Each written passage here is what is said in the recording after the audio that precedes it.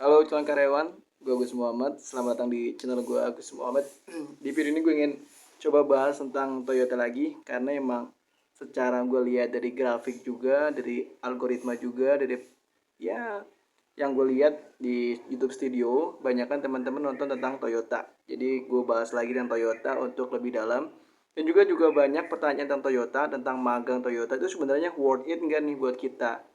Bagus gak sih kalau kita ambil? Nah, di video ini coba gue bikin dan semoga bisa menjadi sedikit gambaran lah ya. Kalau jadi referensi gue rasa enggak ya, karena gue bukan siapa-siapa, gue juga nggak pinter-pinter amat, tapi gue coba ngasih penjelasan sesuai dengan apa yang pernah gue alamin. Walaupun gue nggak ngalamin magang, seenggaknya ada beberapa temen yang discuss juga yang magang di sana dan ngejelasin gimana rasanya magang di Toyota. Nah, di video ini gue coba jelasin, apalagi yang besok mau tes di Toyota, harapannya jangan di skip dan tonton sampai habis biar nggak ada kesalahpahaman. Karena kebanyakan Gen Z sekarang baru nonton judul, baru lihat 1-2 menit udah berstatement. Padahal belum nonton sampai habis. Jadi harapannya ditonton sampai habis ya biar gue juga banyak adsense juga. Seperti bagaimana? Kita bahas seperti ini.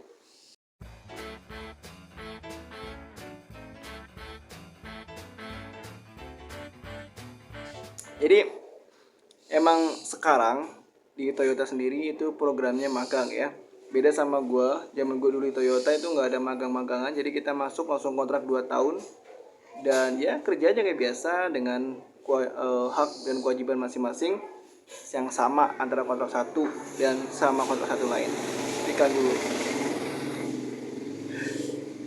Tapi nanti di kontrak 2 akan beda lagi gajinya, naik lagi, begitu juga dengan karyawan tetap. Jadi semakin lama lu di Toyota, gajinya semakin gede gitu, beda sama misal UMR sekarang 5 berapa, yang kontrak gue beda lagi ceritanya. Jadi gajinya beda-beda antara kontrak 1 dan kontrak 2. Ya walaupun bedanya nggak terlalu banyak, tergantung dari penilaian. Sebatas yang gue tahu ya. Nah sekarang kita bahas masalah magang. Kapan sih magang ini dimulai? Sebatas yang gue inget, pertama kali magang di Toyota tuh ada ketika gue kontrak 2. Jadi di tahun, koreksi kalau gue salah ya, di tahun 2018-an. Antara 2017 atau 2018 gitu ya. Jadi waktu itu Bapak Presiden kita, Bapak Joko Widodo, itu datang langsung ke Toyota. Dan dia kayak semacam meresmikan program atau apa gitu. Intinya program pemagangan khusus untuk orang Kerawang waktu itu. Jadi khusus untuk teman-teman yang di Kerawang itu selama 3 bulan. Jadi dan mereka itu non-ship waktu itu ya sampai gua habis saat itu. Dan mulailah muncul Omnibus Law. Nah di Omnibus Law itu membolehkan magang. Akhirnya diciptakanlah atau di apa ya, mulailah si vokasi magang ini di Toyota, yaitu 6 bulan dengan kerjaan. Beda sama magang yang program yang pertama ya, program magangnya Pak Jokowi itu sama buat orang-orang Kerawang sendiri yang 3 bulan. Sekarang beda, sekarang disamakan menjadi vokasi magang, semuanya sama 6 bulan dan nggak non-ship. Kalau yang sorry, kalau yang pertama itu kan non-ship tuh, nggak ikut ship. Nah kalau yang sekarang itu ikut ship, bahkan ikut lembur juga sebatas yang gue tahu. Karena trial gue live streaming di TikTok, ada temen yang discuss juga yang ikut live bareng, namanya Imam siapa lah. Next mungkin buat teman-teman yang punya TikTok yang dan masih join di Toyota, besok bisa join aja di live TikTok gue dan bisa share mungkin kalau memang masih di sana, dan bisa menjadi ngasih referensi lah buat teman-teman yang mau gabung di Toyota. Bahas lanjut, balik lagi ke topik magang. Jadi kalau ditanya worth it apa enggak, tergantung opsinya bro. Kalau lu opsinya nyari duit dalam artian pengen nyari tabungan gitu, namanya orang merantau kan pengen nyari duit ya, pengen dapat tabungan gede, saran gue gak usah diambil. Saran gue ya, kalau salah lempar aja opini gue. Tapi kalau posisi lu nggak terlalu butuh duit amat, dalam arti biasa-biasa aja gitu ya, nggak ditarget. Misal gue setahun 6 bulan terus dapat 100 juta gitu, itu nggak bisa, nggak bakal bisa kecapai di situ ya. Kecuali mungkin lo masuk komunisasi, mungkin bisa lah 6 bulan bisa 50 juta atau berapa, mungkin bisa kalau bisa ngirit-ngirit banget. Tapi kalau ditarget segitu dan lo masuk ke Toyota nggak bakal bisa. Apalagi dengan kondisi sekarang banyak teman-teman yang hanya vokasi 6 bulan tanpa dilanjut dan katanya menunggu recall atau apa, gue kurang tahu ya. Jadi opsinya di situ. Kalau lu mau nyari duit ya udah jangan diambil. Kalau tujuan lu duit, pengen nambah tabungan gitu ya, nggak usah diambil karena ini nggak cocok. Ini nggak cocok buat prinsip kalian yang kayak gitu. Tapi di poin kedua, kalau lu bener-bener nyari pengalaman dan skill, ambil. Karena Toyota ini tempat kalian belajar. Toyota tempat kalian nyari, dalam arti nyari nama lah ya. Karena ketika kalian benar-benar bisa di Toyota selama 6 bulan mungkin ya, syukur-syukur bisa lanjut ke kontrak, itu kalian punya embel-embel Toyota yang bagus. Kenapa gue bilang gitu? Karena ketika lu keluar di Toyota, lu bisa ke Aisin, lu punya kesempatan ke yang lain, bisa ke IP, bisa ke Daihatsu apalagi ya. Itu kalian udah punya nama, kalian udah punya skill, kalian udah punya pengalaman dengan pengalaman yang bagus tadi Toyota. Karena banyak banget yang bisa lo pelajari Toyota, men. Skill-skillnya banyak bisa pelajarin. Dan yang pasti tentang jati diri bisa kalian latih di sana. Itulah Toyota. Sorry banget, berisik banget, banyak bocah-bocah ngomong. Tuh. Nah, itu bocil FF lagi cerita. Jadi kalau tujuan kalian emang nyari duit, ya udah skip aja, nggak usah dilanjutin karena nggak bakal kecapai itu. Karena paling gaji magang berapa sih? Nggak nyampe 10 juta. Beda kalau lu masuk Daihatsu mungkin bisa nyampe 10 juta kalau lembur terus, kalau posisi produksi naik ya. Tapi kalau lu magang di Toyota nggak bakal nyampe situ. Tapi apa? Lu dapat ilmu, lu dapat nama, lu pulang-pulang keluar dari Toyota, lu dapat paklaring minimal. Itu bagus. Paklaring Toyota itu bagus namanya, men. Serius, gue kagak bohong. Gue ngalamin sendiri. Punya pengalaman di Toyota itu lebih dihargain di perusahaan-perusahaan lainnya. Karena ya kita tahu sendiri, masuk Toyota itu nggak mudah, susah. Gue jadi dari 1.000 orang yang terima cuma 27, kalian berapa? Iya kan? Di situ aja udah kelihatan bahwasanya yang bisa masuk ke Toyota itu adalah orang-orang yang berkualitas.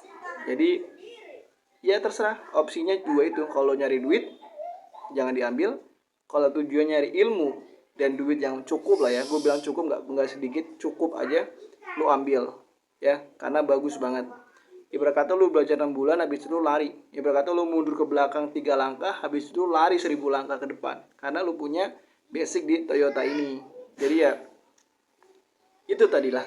Tapi kalau gue pribadi, gue ambil. Karena emang posisinya ya, dulu gue nggak magang.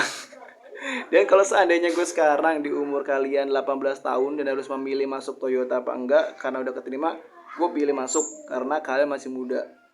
18 tahun adalah umur yang muda, umur yang bagus buat belajar, apalagi kalian nggak kuliah. Syukur-syukur kalian bisa ambil kuliah kelas karyawan yang nggak ganggu kerjaan kalian, itu better, bagus banget ya. Jadi ya tergantung posisi lo. Kalau posisi gue ada di posisi kalian, pasti gue ambil Toyota. Nggak susah, nggak mudah masuknya, men. Berapa orang yang lewat di situ, ya kan? Gue ngalamin sendiri, punya paling Toyota itu rasanya gimana, kesana sini ya mending lah. Walaupun memang beberapa perusahaan ada yang minder sendiri, maksudnya maaf nih perusahaan kami kecil, mungkin gajinya nggak segede waktu bapak di Toyota. Ya tinggal gue jawab aja waktu interview, lah gue sekarang udah nganggur, itu kan dulu posisinya, sekarang gaji gue nol. Jadi ya tergantung gimana cara ngejawabnya kita aja sih ya. Paling itu aja bisa gue bahas. Semoga bisa bermanfaat dan sampai jumpa di video berikutnya. Gue Gus Muhammad, jangan lupa like dan share video ini dan subscribe, jangan subscribe. Gue udah ngomong panjang lebar, nggak di subscribe sih keterlaluan. Assalamualaikum warahmatullahi wabarakatuh. Sampai jumpa di video berikutnya. Dah.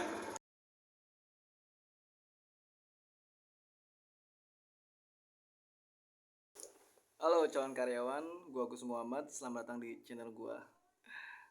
Udah berapa lama nih video? Jadi di video ini gue ingin coba ngebahas lagi tentang Toyota, karena emang gue rasa banyak juga yang komen tentang Toyota, dan gue lihat juga, bang saya dapat referensi katanya Yayasan DKU Cikarang amanah nggak balas pakai VT bang, minta penjelasannya. Oke, menarik nih. Tapi sebelum gue bahas, lu follow dulu akun gue dan love video ini ya. Yang belum follow, teman-teman yang baru nonton follow dan komen aja kalau ada yang ditanyakan. Dan terkait hal ini, mohon maaf banget mas, APH 29 terkait dengan urusan referensi, calo menyalo, bayar membayar, gue nggak bisa komen apa-apa karena gue angkat tangan terkait hal itu, dan gue bukan orang yang setuju dengan hal itu. Karena bagi gue ngelamar yang via bagus-bagus aja, yang normal-normal aja, yang murni-murni aja, jadi nggak keganggu teman-teman yang lain. Jadi prinsipnya lu kerja buat dibayar, bukan malah ngebayar ya. Paling itu aja yang bisa gue bahas. Kalaupun komitmen lu harus pakai referensi ya silakan, itu hak kalian. Tapi kalau ketipu ya congratulations. Oke, thank you. Dadah. Silakan komen aja yang mau nanya. Bang mau nanya, yayasan itu kita daftar boleh nggak sebelum ada lowongan apa pas ada lowongan aja? Oke, Sebelum gue bahas, sebelum gue jawab, bantu love dulu video ini, bantu love dan simpan di favorit dan share. Dan yang belum follow, yang pasti follow dulu ya. Siapapun yang nge video ini, silahkan follow aja. Terkait dengan hal ini, tiap-tiap yayasan tuh beda ya. Kayak misal yayasan global yang di Cikarang di Ruko Lupo, Ruko Lupo Ruko Lipo MH Tamrin tuh dia datang langsung, nanti dikasih tahu lowongannya apa aja gitu kan. Kalau Sinergia atau RSM itu via webnya mereka, di situ ada lowongannya. Lu daftar, kalau memang sesuai kualifikasi langsung datang aja dan bikin member. Kalau udah member, DKU beda lagi. Terus Oki, kalau Oki langsung datang antri, nanti dikasih tahu lowongannya apa aja. Jadi emang tiap-tiap yayasan tuh beda-beda guys. Untuk penjelasan detailnya mungkin bakal gue bahas di video selanjutnya kalau emang rame ya, kalau emang ada yang pengen tahu. Mungkin kita bisa bedah satu persatu yayasan-yayasan itu dan ya semoga ada manfaat dari video-videonya nanti. Paling itu aja yang bisa gue jawab. Semoga bisa ngebantu dan sekali lagi mohon maaf jika ada salah kata. Dan jangan jadikan omongan gue ini sebagai acuan ya, karena ini hanya opini. Kalau udah salah ya gue minta maaf. Oke? Yang mau nanya silahkan tanyakan aja di kolom komentar. Yang sekali lagi yang belum follow, follow video ini dan simpan di favorit ya. Kali aja nanti lu butuh video ini. Gue Muhammad, sekali lagi sampai jumpa di video berikutnya. Assalamualaikum warahmatullahi wabarakatuh.